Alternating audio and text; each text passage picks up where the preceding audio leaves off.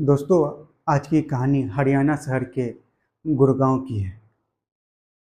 वहाँ पे एक सुष्मिता नाम की एक महिला होती है। उसका एक पति होता है जिसका नाम अमित होता है और उसके 4 बच्चे होते हैं। सभी खुशहाली का जीवन जीते हैं।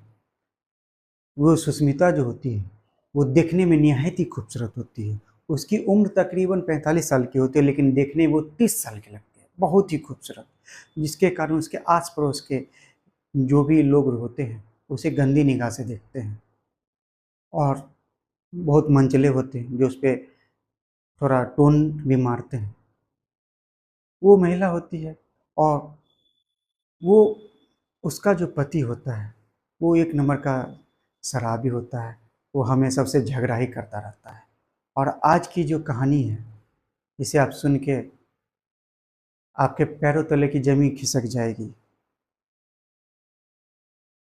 कहानी शुरुआत करने से पहले चैनल पे नए आए हैं तो इसे सब्सक्राइब लाइक और शेयर कर लीजिएगा। मैं प्रणय आपका स्टोरी तक में सभी का स्वागत करता हूँ और सभी अपना ढेर सारा प्यार दीजिए। ये आज की सच्ची कहानी है हरियाणा के गुड़गांव शहर की। वहाँ एक सुष्मिता नाम की महिला होती है। उसका पति एक अमित होता है। उसके 4 छोटे छोटे बच्चे होते हैं। बड़ी की बेटी की उम्र 21 साल होती है और उसे 3 और छोटे जो है से सभी लड़कियां ही होती है। 4 लड़कियां होती हैं। वो बहुत ही मेहनती टाइप की औरत होती है और उसे अपने पति का प्यार कभी नहीं मिलता है। वो बहुत ही मेहनत से अपना काम धाम करती है और बहुत ही अच्छी रहती है। वो उसकी उम्र तकरीबन 45 साल की होती है, लेकिन वो देखने से 30 की लगती है, जिसके कारण आस पड़ोस के सभी तो उस मर्द की उस पर गलत निगाह होती है। वो पास के ही एक स्कूल होता है, उसमें वो टीचर का काम करती है, पढ़ाती है बच्चों को।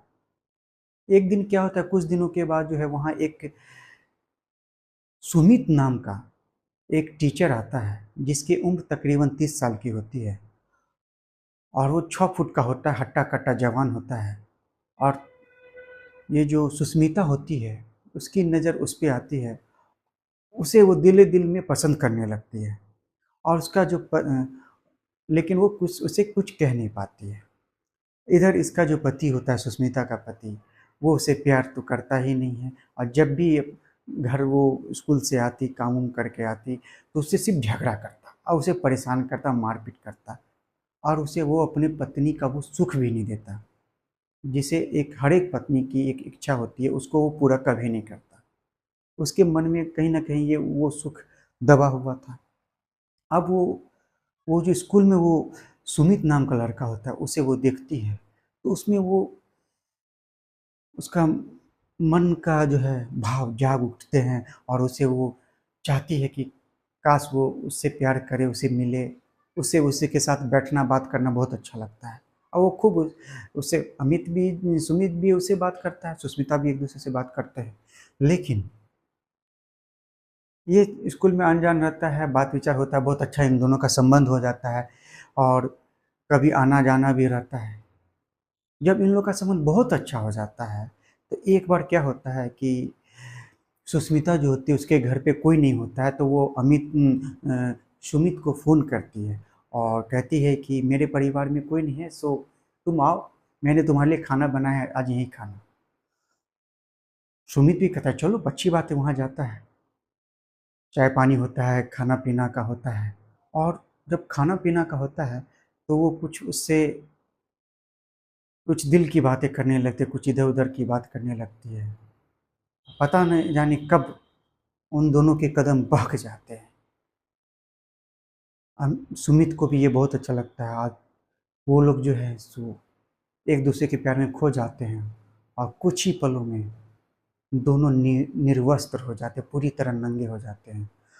और सुमित जो होता है वो सुष्मिता की जवानी देख के वो पदमस्त हो जाता है। वो उम्मीद नहीं कर सकता है कि वो इतनी खूबसूरत निहायत होगी।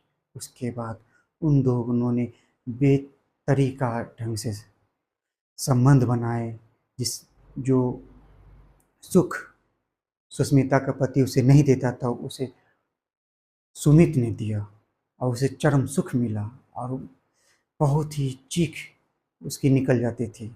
उसके साथ संबंध बनाते बनाते उसकी चीख निकल गई।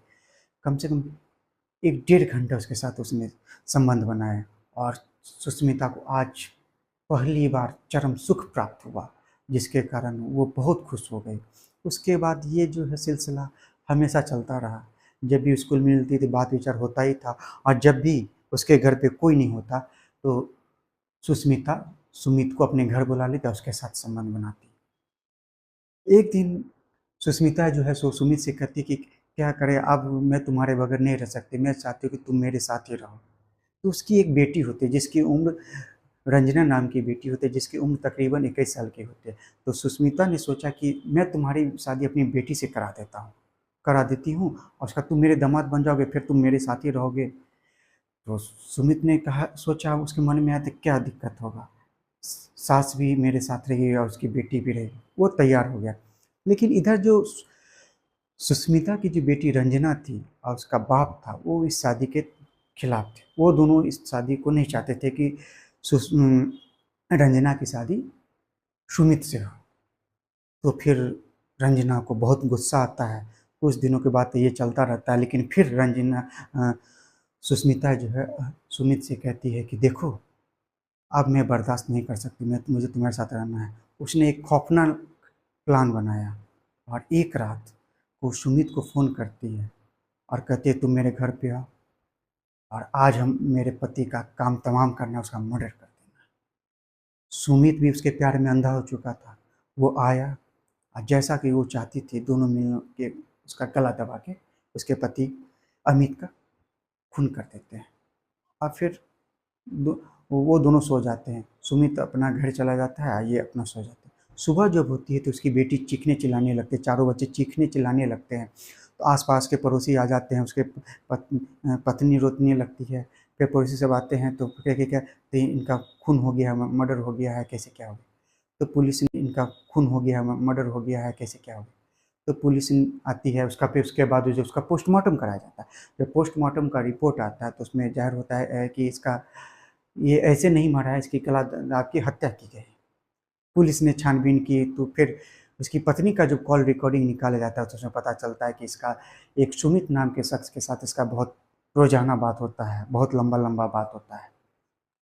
तो पुलिस ने उन दोनों को बुलाया थाने में और खूब डराया धमकाया, मारा पीटा। उसके बाद उससे पूछे तो उन लोगों ने सारी कहानी बक दी कि हाँ, हम दोनों ने मिलके उनका खून किया है, क्योंकि वो मुझे हमेशा झगड़ा करते मारते पीटते थे और मुझे पत्नी का प्यार कभी नहीं मिला जो मुझे सुमित ने दिया।